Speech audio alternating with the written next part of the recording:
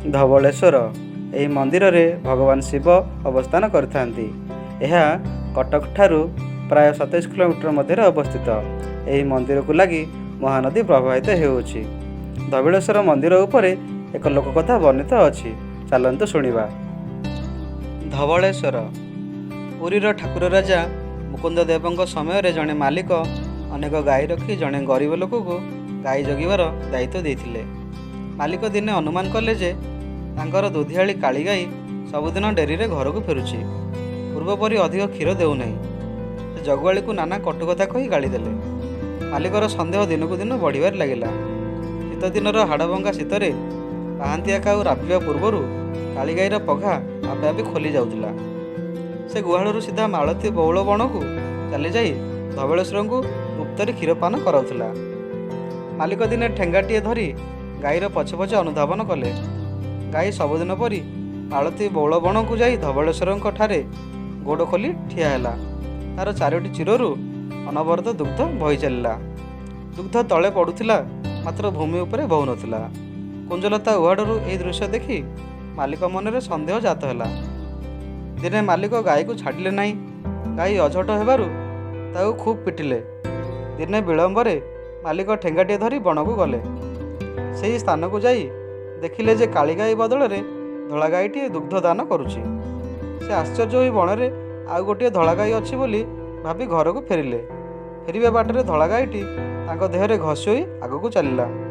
ମାଲିକ ତାକୁ ଅନୁସରଣ କଲେ, କିନ୍ତୁ ଏ କ'ଣ? ଗାଈଟି ତାଙ୍କ ଗୁହାଳ ଆଡ଼କୁ ଆଗେଇ ଯାଉଥିଲା। ଗୁହାଳ ଭିତରକୁ ପଶିବା ପୂର୍ବରୁ ତାର ରଙ୍ଗ ଧଳାରୁ କଳା ହୋଇଗଲା। ମାଲିକ ଗାଈକୁ ନ ପିଟି ଖୁବ୍ ଆଦର କଲେ, ତାକୁ ଆଉସି ଦେଲେ। ରାତିକ ଭିତରେ ସେହି କଥା ଚାରିଆଡ଼େ ପ୍ରଘଟ ହେଲା। ମାଲିକ ସହ କିଛି ଲୋକ ଠେଙ୍ଗା ଧରି ସେହି ସ୍ଥାନକୁ ଗଲେ। ସେମାନେ ଦେଖିଲେ ଯେ 2ଟି ଚମ୍ପା ରଙ୍ଗର ନାଗସାପ ସେଠାରେ ଖେଳୁଛନ୍ତି। ସେମାନଙ୍କ ଫୁକାରରେ ସ୍ଥାନଟି କମ୍ପମାନ ହୋଇ ଉଠୁଥିଲା। ସେମାନଙ୍କ ଉପରେ ଆପେ ଆପେ ବଉଳ ଓ ମାଳତୀ ଫୁଲ ସବୁ ଝରି ପଡ଼ୁଥିଲା।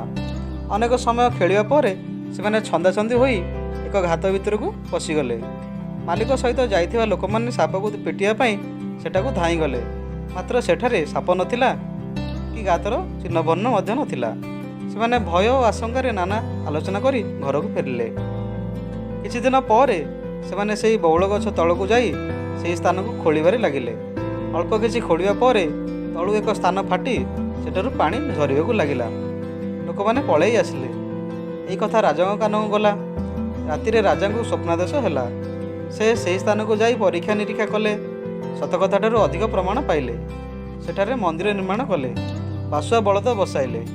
ମାତ୍ର ଆଶ୍ଚର୍ଯ୍ୟଚକିତ ଭାବରେ କଳା ବାସୁଆ ଧଳା ହୋଇଗଲା, ଚୌଦିଗ କମ୍ପମାନ ହେଲା।